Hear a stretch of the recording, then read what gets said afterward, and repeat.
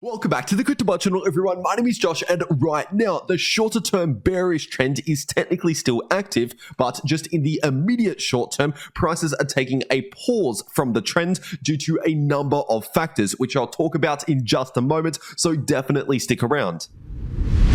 First of all, starting off on the 4-day Bitcoin chart, and over the last 1 to 2 days, not a lot has changed on this chart, so technically speaking, the longer term trend is still currently intact. And of course, we also currently have an active bearish divergence on the 4-day time frame, and so once again, not a lot has changed over the last few days. So if you're new to the channel and you want to know more about this chart right here, then check out my last few videos here on the channel. So anyway, getting straight into the daily Bitcoin chart, and right now, as I recorded this video, technically speaking, the shorter term trend is still currently bearish here in the price of Bitcoin and the RSI, because obviously, as you can see, both the price and the RSI is still forming lower highs and lower lows here on the daily time frame, kind of like what we saw back here. But obviously right now, and also like what we saw back here, the price of Bitcoin is running into this significant area of support sitting in between around 24.3k to 25.3k, which is where we have recently seen a few bounces over the last few weeks. But obviously right now, if you're looking just at the imminent short term, as in over the last few days and potentially over the next few days,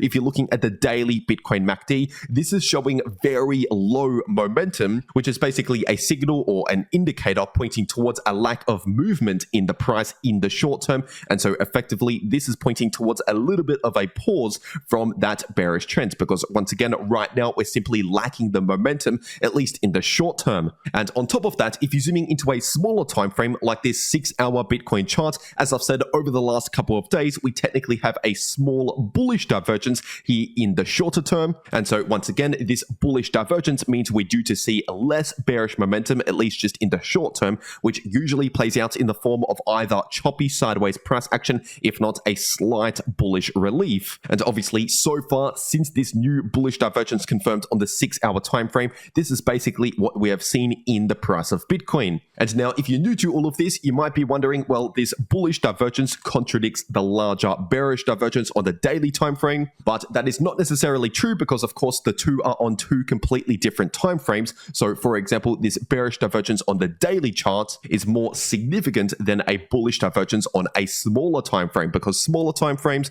are usually not as significant as larger time frames. And so basically what this means is, just in the imminent short term, when you're talking about a matter of hours or days, we're basically seeing a slight pause or relief from the bearish trend on the daily time frame. But this small bullish divergence on the 6-hour chart is not necessarily enough to fully confirm a trend reversal on the daily chart from this bearish trend into a new bullish trend. And so once again, this is why I've been saying we're due to see a little bit of a pause from the bearish trend, but not necessarily a reversal, just based on this bullish divergence. And as for support and resistance here in the Bitcoin order books across multiple different exchanges, we have a lot of buy orders in between around 25.3k to around 25.5k, and we have another group of buy orders at around $25,000 per Bitcoin. And so basically, in those price ranges right there, we should expect a bit of support for the price of Bitcoin. And as for resistance, we have a decent amount of sell orders in between around 26.3k to 26.5k, which should be acting as resistance. And also, we cannot forget about the fact that obviously we are in September right now, which historically speaking is Bitcoin's most bearish month, because if you're looking at the last 6 Septembers over the last 6 years, they have all been bearish. And if you're looking at the last 10 years of history, 8 of those previous Septembers have been bearish, and only 2 previous Septembers over the last decade have been bullish. And so once again, simply based on history, September is usually a bearish month, so it would not be surprising if we do end up seeing another bearish September. But on the flip side, if you're looking at October, that's basically the exact opposite to what we've seen in September throughout history, because over the last 10 Octobers, over the last 10 years, 8 Octobers have been bullish and only 2 Octobers have been bearish. And in fact, over the last 4 Octobers, over the last 4 years, all 4 Octobers in the last 4 years have been bullish. And so once again, September September is usually a bearish month for Bitcoin, not guaranteed, but usually a bearish month. And October is not guaranteed to be bullish, but it is usually a bullish month for Bitcoin. And so simply based on history, it is likely, once again, we're likely going to have a bit of a bearish September and potentially a bullish October, simply based on history. But anyway, now getting into the Ethereum part of this video, this is on the daily ETH to US dollar chart. And right now, the price of ETH is on the edge of potentially breaking to the downside below this important area of support. And if you're looking at this area of support based on the VPVR indicator, this is sitting in between around 1620 to 1660. And so essentially, if we see a strong confirmed break below 1620 with candle closes below that level on the daily chart, then obviously that would be a strong bearish confirmation signal on the daily chart, pointing towards a continuation of this bearish trend